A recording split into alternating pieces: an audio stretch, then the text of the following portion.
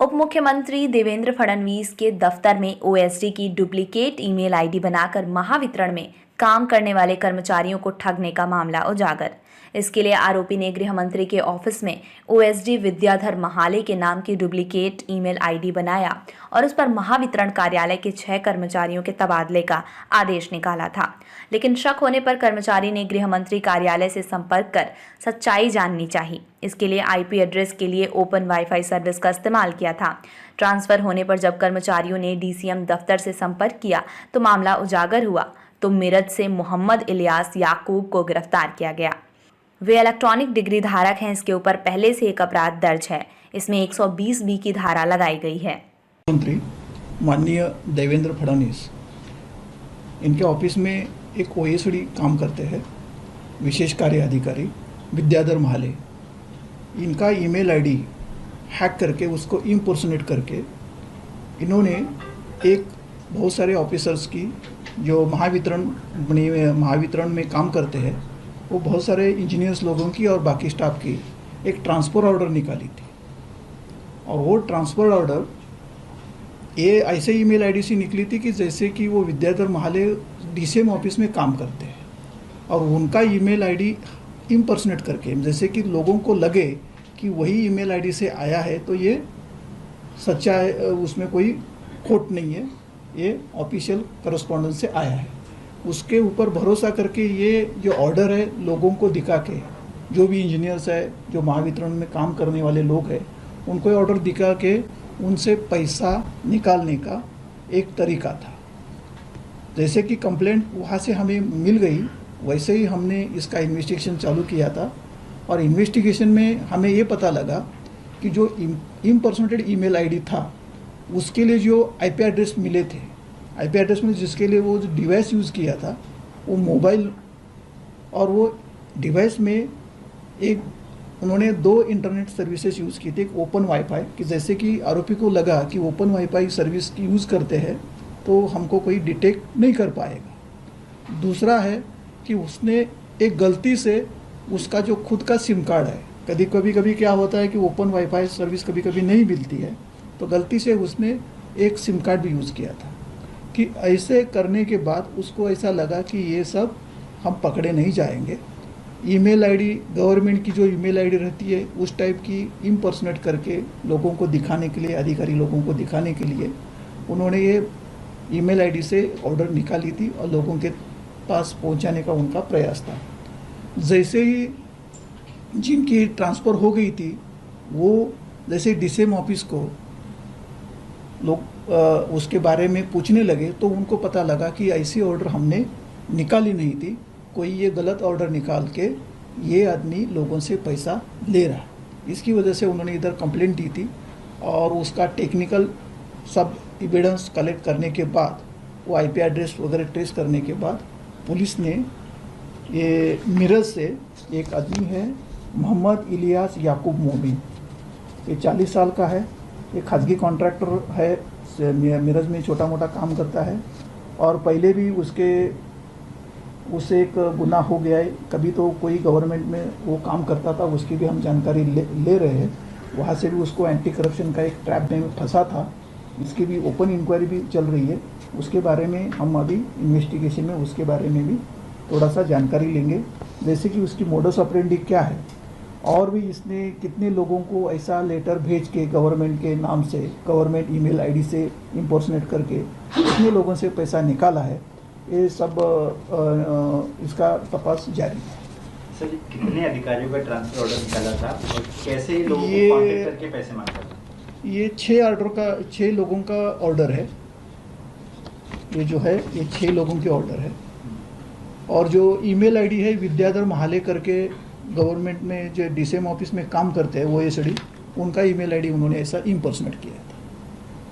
Sir, ये संपर्क कैसे करता था? आपने कहा जब पैसे मांगता था तो किस तरह से पैसे कलेक्ट करता था? ऑनलाइन करता था, पर्सनली मिलता था? इसमें पहला बहाना ये है कि ये आपकी ऑर्डर जो है गवर्नमेंट से आई है और ये महीने ही निकाली है।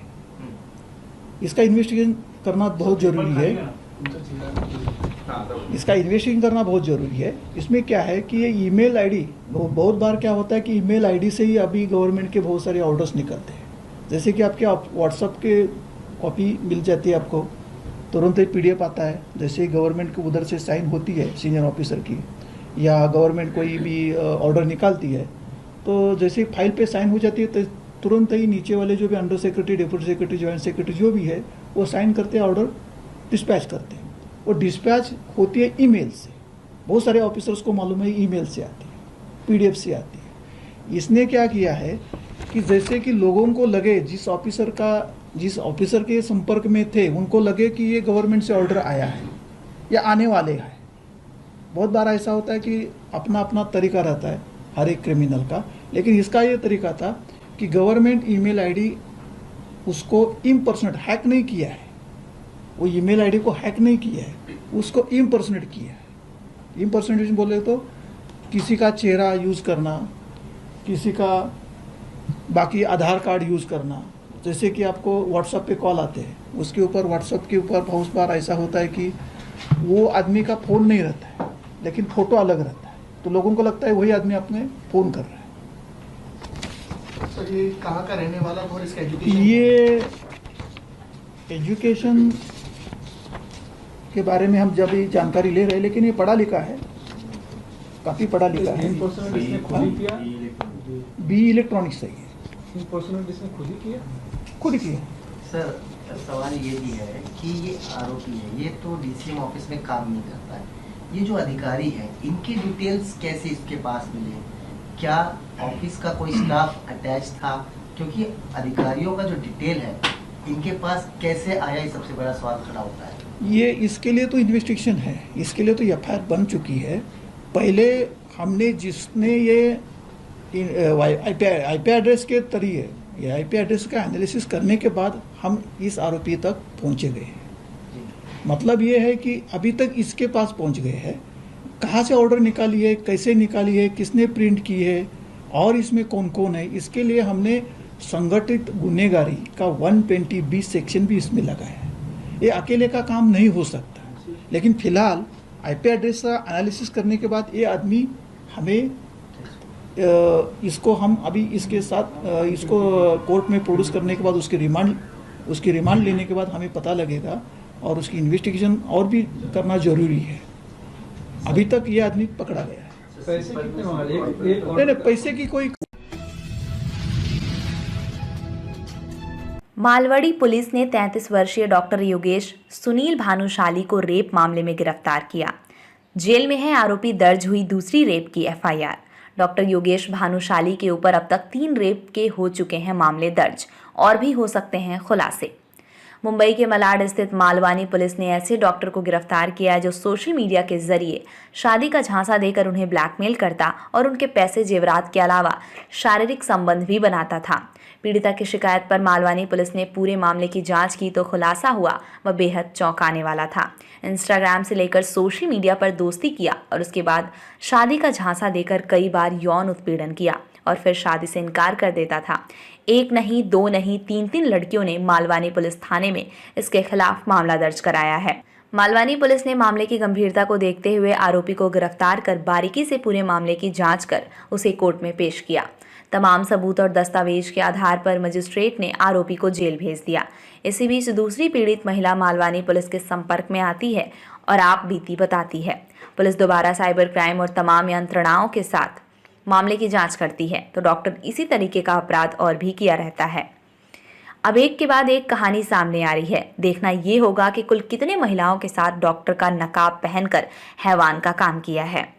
वहीं मीडिया से बात करते हुए मालवाड़ी के सीनियर पुलिस इंस्पेक्टर चिमाजी अडाव ने बताया कि दूसरी महिला की फरियाद पर मामला दर्ज किया गया है। आरोपी के खिलाफ तमाम सबूत इकट्ठा किए जा रहे हैं और बहुत जल्द उसे फिर गिरफ्तार कर कोर्ट के समक्ष पेश किया जाएगा। सर, मालवनी पुलिस स्टेशन में एक डॉक्टर की जो है गिरफ्तारी हुई है कुछ मामले में, क्या है पूरा मामला सर?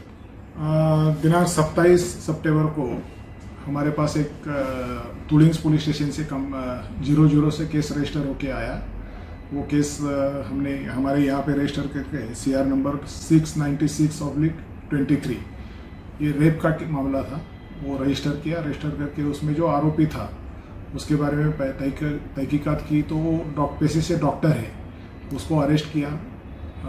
अरेस्ट करने के बाद में इन्वेस्टिगेशन में हमको ध्यान में आया कि ये कंप्लेंट सही है, और फिर उसको कोर्ट में प्रोड्यूस करके उसका इन्वेस्टिगेशन कर दिया है।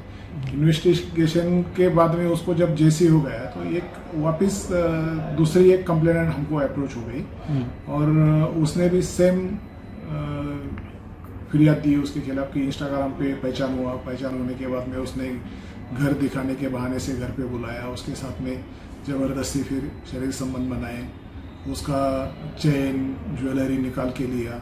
ऐसे यही टाइप का केस उसके पास रजिस्टर किया, तो वो केस भी हमने 711/23 के हिसाब से रजिस्टर किया है, और उसको अभी अरेस्ट करने का प्रोसीजर चालू है। ये आरोपी का पूर्व इतिहास भी है। 2020 में ऐसे ही उसके खिलाफ एक मामला इधर ही मालौनी पुलिस स्टेशन में ही दर्ज हुआ था, उसमें भी 15 साल की लड़की थी।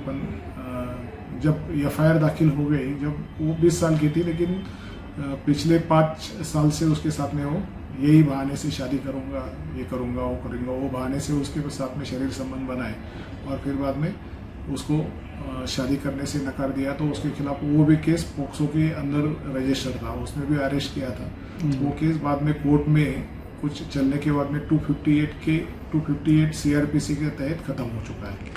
अभी इसका अरेस्ट का प्रोसीजर चालू है, और पूरा ये इन्वेस्टिगेशन करके हम उसके खिलाफ चार्जशीट दायर करने वाले हैं। थँक्यू। पोलीस स्टेशनच्या हद्दीमध्ये एक रेप प्रकरण झालेले आहे, ते डॉक्टरची गिरफ्तारी पण झाली आहे. काय आहे ते पूर्ण मामला? दिनांक 27 सप्टेंबर 2023 रोजी आमच्याकडे तुळींज पोलीस स्टेशनवरून 00 प्रमाणे एक गुन्हा रजिस्टर होऊन दाखल करण्यासाठी आणि तपासासाठी वर्ग झाला होता.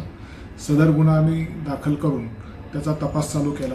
सदर गुन्ह्यातील फिर्यादी यांनी दिलेल्या माहितीप्रमाणे गुन्ह्यातील आरोपी योगेश भानुशाली याचा शोध घेतला असता तो मिळून आल्याने त्याला अटक केली. अटक करून माननीय न्यायालयासमोर हजर केली. हजर केल्यानंतर त्याच्या पोलीस कस्टडीमध्ये केलेल्या तपासात त्याची इंस्टाग्रामवर सदर महिलेशी ओळख झाली होती आणि लग्नाचे आमिष दाखवून त्याने तिच्याशी शरीर संबंध केले होते. त्यानंतर तिच्याकडनं काही पैसे ज्वेलरी घेतल्याचंही तपासामध्ये त्यांनी सांगितलं होतं. सदरबाबत तपास पूर्ण करण्यात आला असून आरोपी न्यायालयीन कोठडीमध्ये आहे. सदर गुन्ह्याचा तपास चालू असताना आरोपीने याच मोडस मार्फत इंस्टाग्रामवर ओळख झालेली त्याची आणखी एक मैत्रिणीशी अशाच प्रकारचं लग्नाचं आमिष दाखवून तिच्याशी पण शरीर संबंध ठेवले होते. तिच्याकडनं तिचे सोन्याचे दागिने आणि काही पैसे हडप केलेले होते. त्याबाबत सदर महिलेने तक्रार दिल्यानंतर 711/2023 प्रमाणे आम्ही दुसरा गुन्हा दाखल केला आहे. सदर गुन्ह्यात आरोपीच्या अटकेची प्रोसिजर चालू आहे. तपासादरम्यान अशीही माहिती पुढे आली की सदर योगेश भानुशाली याच्याविरुद्ध 2020 साली याच पोलीस स्टेशनमध्ये रेप विथ पोक्सो अंतर्गत एक गुन्हा दाखल असून 1061/2020 प्रमाणे गुन्ह्याचा तपास करून दोषारोपपत्र पण माननीय न्यायालयात दाखल करण्यात आलेले आहे. सदर गुन्हा माननीय न्यायालयात कलम 258 सीआरपीसी प्रमाणे चालवण्यात आला असून गुन्ह्याचा प्रोसिजर संपलेला आहे. आता पोलीस काय कारवाई करतील, पुढे काय तयारी आहे पोलिसांची? याच्यामध्ये आम्हाला अशी माहिती भेटलेली आहे की यांनी इंस्टाग्रामवरून आणखीन काही महिलांशी संबंध प्रस्थापित करून संपर्क करून त्यांच्याशी सुद्धा लग्नाचा आमिष दाखवून त्यांच्याशी सुद्धा शारीरिक किंवा सेक्शुअल त्यांना हॅरॅसमेंट केलेलं आहे. तर त्या अनुषंगाने जर कोणी फिर्यादी आमच्याकडे आल्या तर आम्ही निश्चित गुन्हा दाखल करून पुढील कारवाई करणार आहोत.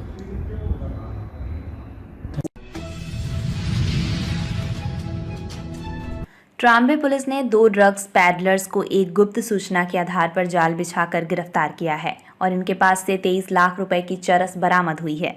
दोनों आरोपियों का नाम नदीम इदरिस शाह 30 वर्ष और अक्षय लक्ष्मण बाघमारे 26 वर्ष है. दोनों रायगढ़ के उरण के रहने वाले हैं. पुलिस उपायुक्त हेमराज सिंह राजपूत ने बताया कि ट्राम्बे पुलिस ने गुप्त सूचना के आधार पर जाल बिछाकर पहले नदीम को हिरासत में लिया. उसी सूचना के आधार पर उसके दोस्त अक्षय को गिरफ्तार किया गया. आगे की जांच पुलिस कर रही है.